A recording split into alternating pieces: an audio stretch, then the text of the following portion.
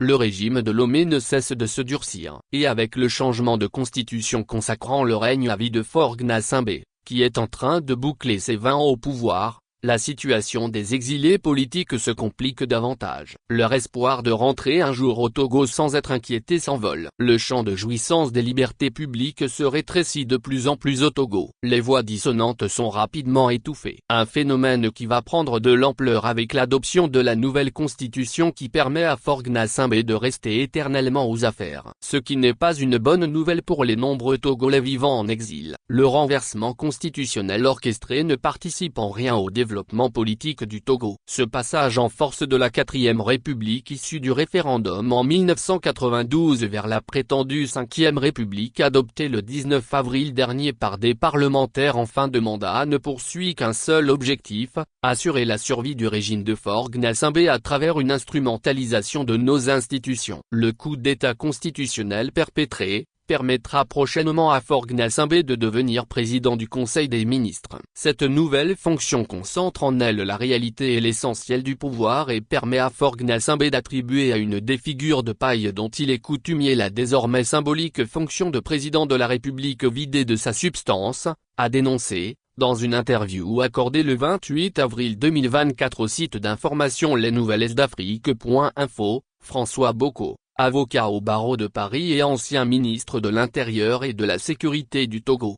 En effet, l'ancien officier supérieur de la gendarmerie, est l'un des plus célèbres Togolais vivant en exil. Ministre de l'Intérieur et de la Sécurité, il était chargé de préparer l'élection présidentielle du 24 avril 2005, consécutive à la mort du général Gnassingbé Eyadema. Mais craignant un bain de sang, il a demandé que soit suspendu le processus électoral. Et non suivi par les autres membres de l'exécutif, il a démissionné et s'était réfugié à l'ambassade d'Allemagne à Lomé. En mai 2005, il a été exfiltré vers la France, après des négociations qui ont impliqué des représentants du gouvernement togolais, de l'Union européenne et les ambassadeurs allemands et français. Depuis lors, il s'est installé à Paris et travaille comme avocat. Soit dit en passant, la tenue du scrutin du 24 avril 2005 a fait entre 400 et 500 morts selon le rapport des Nations Unies. De 2005 à ce jour, il n'est plus retourné au Togo. On se rappelle qu'en mars 2019, l'ancien ministre et sa délégation étaient à l'aéroport Roissy-Charles de Gaulle pour embarquer pour Lomé. Les bagages étaient déjà enregistrés et il se préparait pour les dernières formalités quand il s'est entendu dire qu'il ne pouvait plus embarquer et que, dans le cas où il serait à bord, le gouvernement togolais refuserait à la compagnie aérienne l'autorisation d'atterrir. Au même moment, les forces armées togolaises, FAT, ont rendu public un communiqué indiquant que la sécurité de l'ancien ministre ne serait pas garantie s'il arrivait à Lomé. Face à ces menaces, il a été retenu à Paris par les autorités françaises et n'a pu se présenter à l'élection présidentielle de 2020. Comme cela ne suffisait pas, il a été de nouveau empêché en février 2024 de venir assister aux obsèques de sa mère. C'est en vain que l'opposant togolais en exil François Boko a sollicité l'autorisation de rentrer au Togo pour y enterrer sa mère, décédée le 12 décembre 2023. Sauf coup de théâtre, et malgré de multiples démarches, il ne pourra pas assister aux funérailles, prévues début février, a révélé le journal électronique français Africa Intelligence. Contraint à l'exil depuis 2017, Tikpi Hatchadam, président du Parti national panafricain, PNP, et grand artisan des manifestations anti-gouvernementales synchronisées sur toute l'étendue du territoire togolais le 19 août 2017, ne peut également rentrer au pays de sitôt. Depuis un an, plusieurs personnalités qui ont fui le Togo pour des raisons politiques sont décédés en exil. L'homme d'affaires Sobertin abat en Afrique du Sud le 16 mai 2023 dans des conditions non encore élucidées. L'archevêque Monseigneur Philippe Kpotsro le 9 janvier 2024 en Suède. L'ancien Premier ministre, président du mouvement patriotique pour la démocratie et le développement, MPDD, est candidat à l'élection présidentielle de 2020. Abeyome Kodjo le 03 mars au Ghana. L'ancien coordinateur du mouvement patriotique du 5 octobre, Mo 5, Alafia Adjokpade, le 6 mars 2024 au Canada.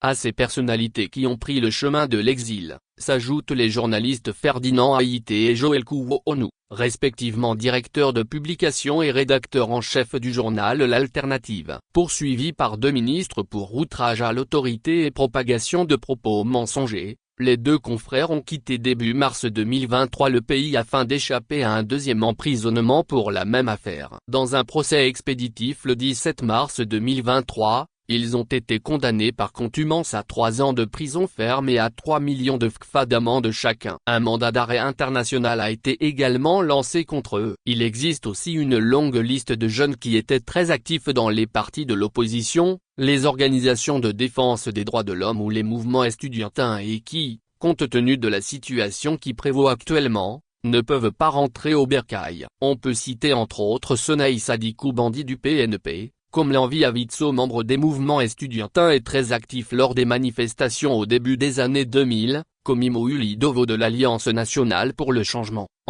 Kodjo Vito Della Lisego, militant du MPDD. La crainte d'être rattrapés par leur passé est très forte, et les faits semblent leur donner raison. De passage à Lomé après plusieurs années en exil en Suisse, l'opposant Jean-Paul Oumoulou, ancien leader des mouvements estudiantins au début des années 2000, a été arrêté le 3 novembre 2021. Accusé d'incitation à la révolte contre l'autorité de l'État, outrage envers les représentants de l'autorité publique, diffusion de fausses nouvelles et apologie des crimes, il est toujours en détention dans les locaux de la gendarmerie nationale. En rappel, pour avoir notamment réclamé de meilleures conditions d'études, l'ancien président du collège des délégués de l'université de Lomé avait également passé quelques mois en prison en 2004 avant de prendre le chemin de l'exil. Le cas de Toby Dodji Akakpo Yves, chef du village de Kpotem dans le canton de Kpetsu, préfecture de Bamono, est encore plus récent. En service dans l'armée américaine, il a vivement réagi à travers un audio à l'assassinat d'un enfant lors des manifestations contre le pouvoir en 2017. En 2022, le démobilisé de l'armée américaine est rentré au pays. Il a été reconnu par les autorités togolaises comme chef du village de Kpotem et intronisé. Mais le 23 janvier 2023, il a été interpellé dans son accoutrement de chef et placé sous mandat de dépôt. Poursuivi pour atteinte à la sécurité intérieure de l'État à cause de sa réaction de 2017, il a été condamné en août 2023 à 10 ans de prison ferme avant de recouvrer la liberté le 29 décembre 2023 par grâce présidentielle. Ces exemples prouvent à suffisance que personne n'est à l'abri. L'épée de Damoclès est bien au-dessus de la tête de la plupart des exilés.